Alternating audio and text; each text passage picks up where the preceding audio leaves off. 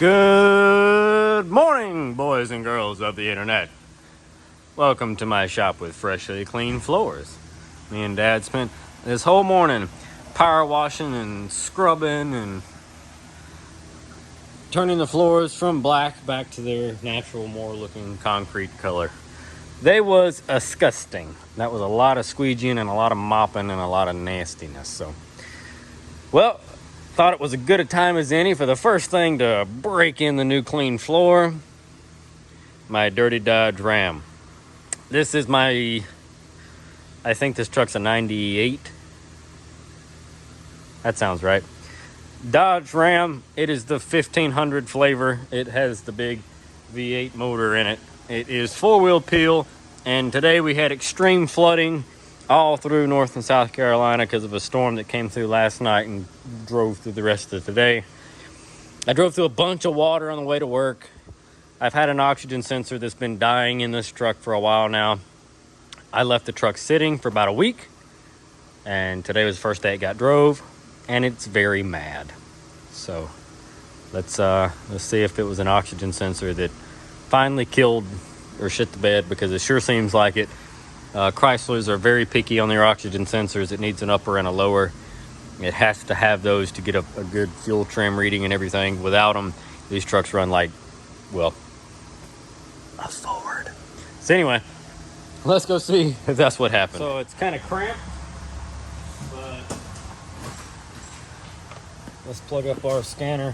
We've got the Solus Ultra.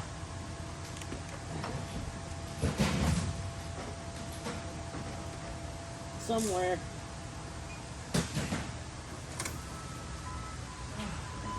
Because for the first time ever, I also got a check engine light this morning. This thing's kind of slow. Kind of what I was thinking anyway. One of one. Should be the upper. They would consider that, like bank one. Sensor one.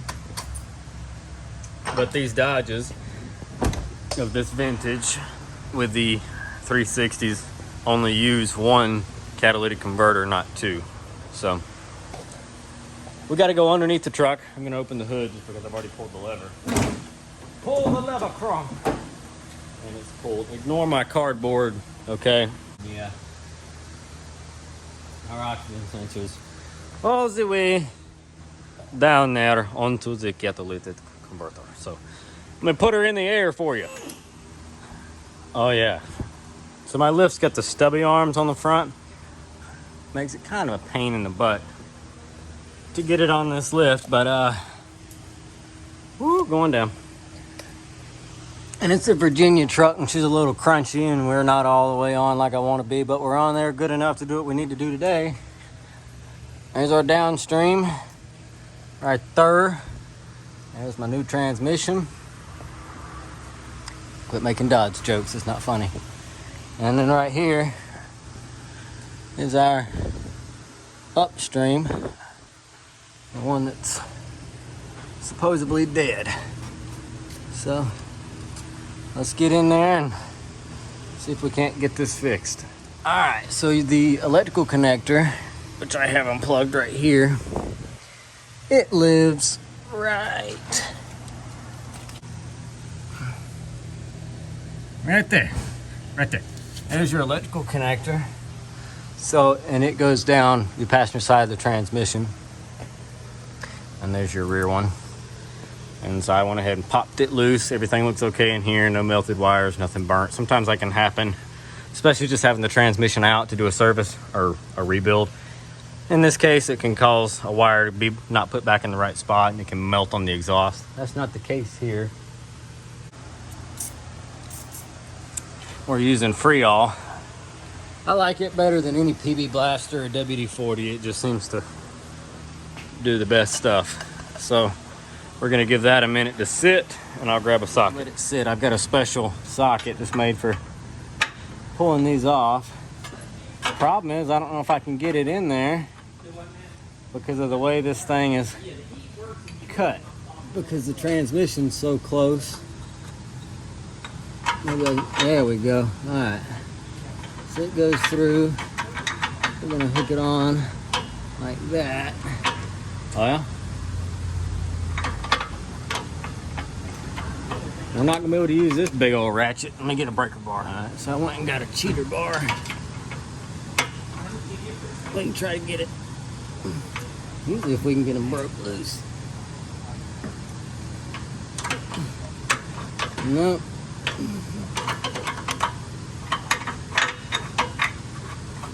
Dad was fighting with this socket earlier, and the socket is done opened up, so this thing's no good. That socket needs to go in the garbage. Let's go to an old-fashioned wrench. We're gonna press our luck. Use a standard 7/8 wrench. Whoa, quit wobbling. All right.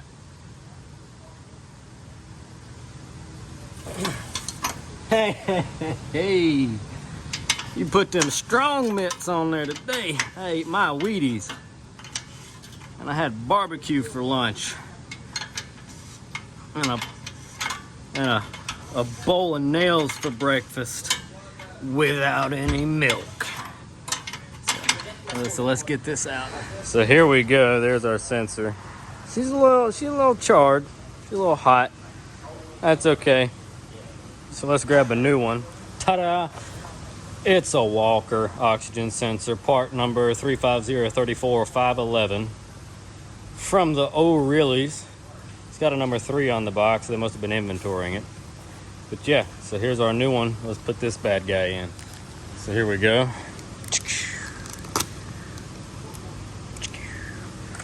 Put that back in my pocket.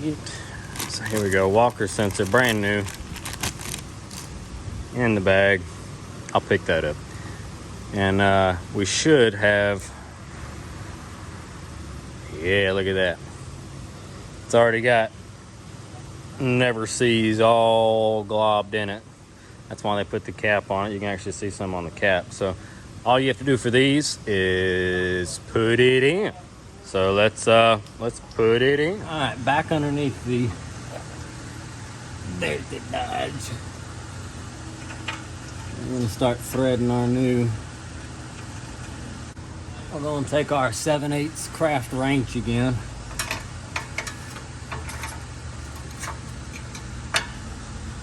Get this thing in here.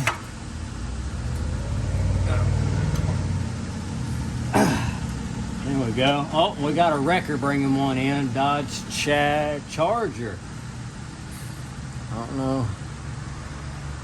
I didn't get a call about a Charger, but I guess we'll find out here in a minute.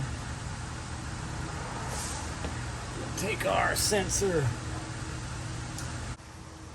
Check for leaks while we're underneath here. She dry. Just like a good Dodge should be. Let's put it on the ground and see if we can get that light out.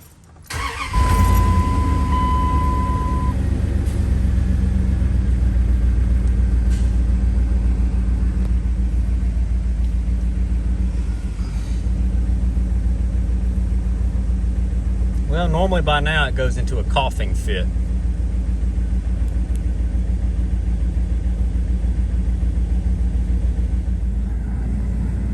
Take her on just a short little rippity rip. Normally within the first minute that it's running, it just goes into a horrific coughing and carrying on.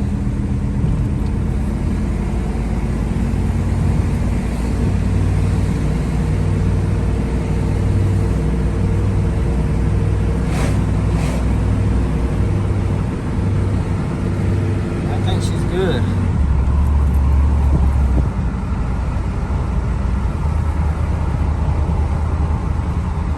I don't see any need for concern no more. I do need to put a turn signal bulb in it, which is bad because I've literally got the bulbs. Well, they're inside there. I've got the bulbs. So when I get back to the shop, we'll put a turn signal bulb in it. Yeah, I think it's okay. Some of these Dodges, if you've got the traditional bumper sag, you can go right through here. Well, let me go get a competent screwdriver. Competent screwdriver. You can go right through here and catch.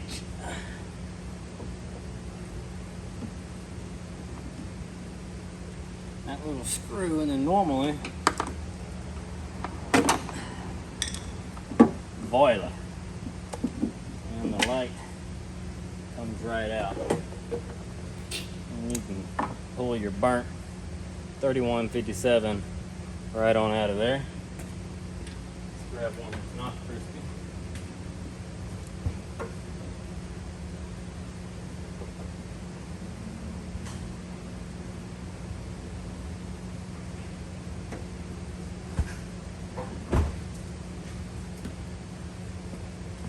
Told you I had a brand new one. Just took it out of the pack. I'm gonna make sure I touch my greasy mitts all over that with the bulb light is diminished.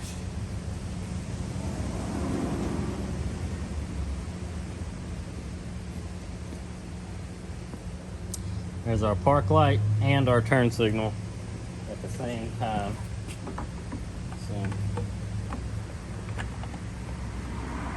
at some point in the future, I want to do the LED switchback conversion, which is it's a white light to match your headlights if you're running LEDs, and then when you activate the turn signal, it switches and it flips it over to a amber for your turn signal. And it's just called a switchback light, and they look pretty snazzy. I've seen them on some other second-gen trucks. That's what made me really want to do that. Now let me just find that screw I dropped. Okay, I found it. I kicked it after I dropped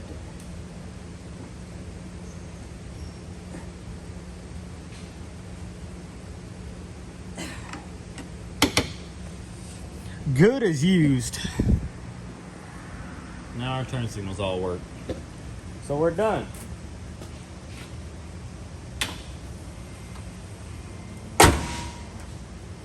And there you go, folks. We fixed not only the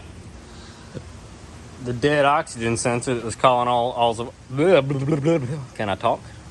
Fixed the dead oxygen sensor that was causing our runnability issues or drivability issues, and then we also fixed a turn signal bulb. There. So you guys wonder why you don't see a lot of the Dirty Dodge here at the shop? That's because it just doesn't break. I was waiting on a snarky comment. But yeah, you know, you put a transmission in these trucks and they're usually good to go. And now this one has a new transmission in it, so hopefully we'll get lots of more years out of Clifford or the Big Dirty Dodge number 2. Thanks for watching, folks. Drop that comment down below. Let me know what you think. We're going to go back to finishing cleaning on the shop now that we've had lunch. Dad is working on a instrument cluster thing on a Subaru that we just had to put a new engine in because it's a Subaru. Yeah, so that takes care of all that fun for the day. We'll catch you folks in the next one.